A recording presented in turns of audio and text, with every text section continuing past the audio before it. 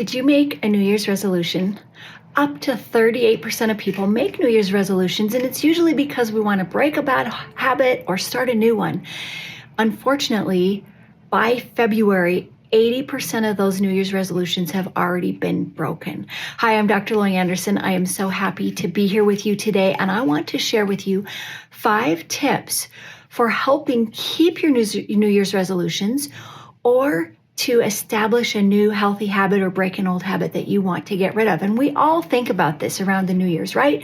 What do we want in the new year? How do we want things to be? So I was really curious, what do people make New Year's resolutions about? And I found in Forbes some interesting information about 2023, which we just finished. The number one resolution was to improve mental health. People are really struggling with anxiety and depression. 45% of resolutions were about improving mental health.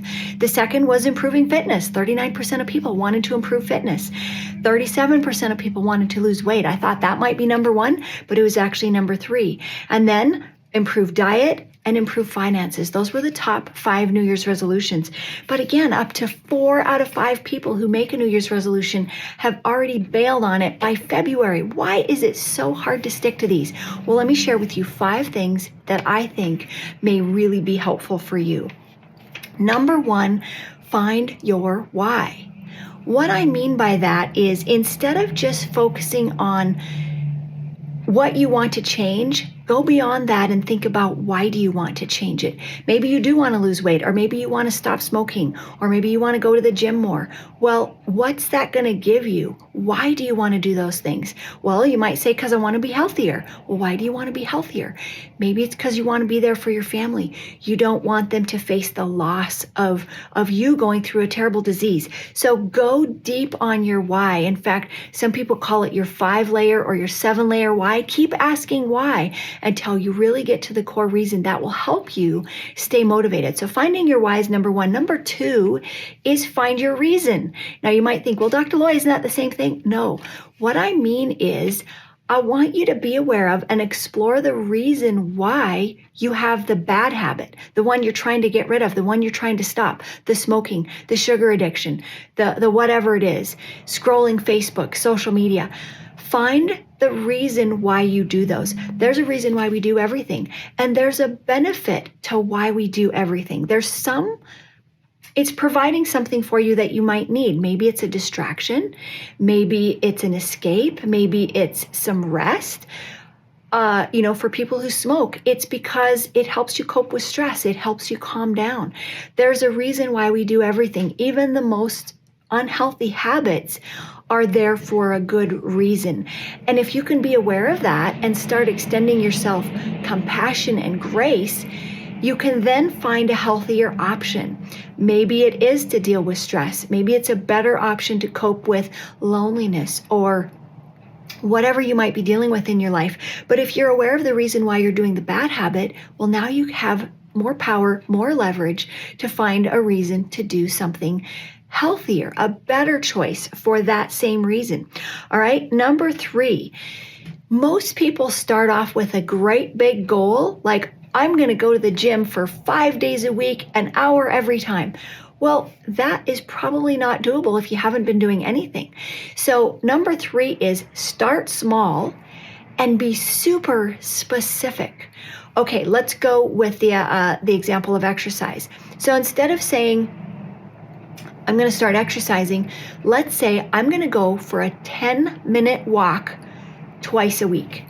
That is a small goal, and it's very specific. That allows you to start gaining some momentum, start seeing some success, and success helps you build more momentum. We get motivated when we're successful. So start smaller than you think. Start very specific so that you can do it. And then from there, you can build up. So tip number 4 is set up for success. So what I mean by this, Callie talked about this recently in our Facebook page. We have a wellness group on Facebook. If you want to join us there for weekly videos and tips, please feel free. But she shared that when you're starting a new habit or a new routine, make it easy. So if you do want to go to the gym, put your gym clothes out at the edge of the bed before you go to bed. Bring the exercise equipment into your living room. Set up your gym membership already. Know where it is before you have to go. Set up for success by making it as easy as possible, removing as many reasons or excuses for not going that you can. If you're wanting to stop smoking, set up for success by not having any cigarettes stashed in your, in your dashboard or in your freezer or in your garage. Set up for success by making it easy to succeed. All right. Now, the last one, number 5, plan for failure. Well, wait a minute. I just said set up for success. Why would we plan for failure? Here's what I mean. Almost all of us, sooner or later, are going to hit a road bump. We're going to hit a detour. We're going to get derailed. We're going to fall off the wagon. Well, if you plan for this, it won't be the end of your efforts. So if you know that you may have a bad day, you skip the gym, you have another cigarette, you have another drink, whatever it might be that you're trying to change, instead of saying, well, that's it, I'm done, I'm a failure, I'm going to quit, I'm throwing the whole plan overboard, plan for when those detours happen. And instead of judging yourself, instead of getting critical, I'm going to invite you to be curious and say, I wonder why this happened. Did I get too tired? Did I not plan ahead? Did something extra stressful happen? Did I not have everything set up for success that I needed to? That allows you next time to be more successful. And just because you got off track once doesn't mean you failed. It just means you got off track. You can get right back on track and keep going. So don't let a slip up derail your plans. Don't give up just because you have a slip up. I truly believe that there's no such thing as failure as long as you can learn from it, as long as you can keep moving forward, as long as you get back up. So those are the 5 tips for you guys. There are so many great resources on creating good habits, breaking old habits. I don't know if you're going to be able to see this. I'm going to show you. It's way over there on the table. It's small. But over in the corner on my table is a whole stack of books I was going to talk with you about today, but I forgot to bring them over. Tons of books on this that could be helpful for you. One of my favorites is Atomic Habits by James Clear. Another one is The One Thing by Gary Keller, I believe it is. There's a ton of other really excellent books. Stephen Covey's book, 7 Habits of Highly Effective People, that is an absolute classic. There are so many resources to help you with this, but I hope these 5 tips help you be successful. If you have not yet made any New Year's resolutions, I encourage you to do so. A lot of people don't because they're afraid of failure.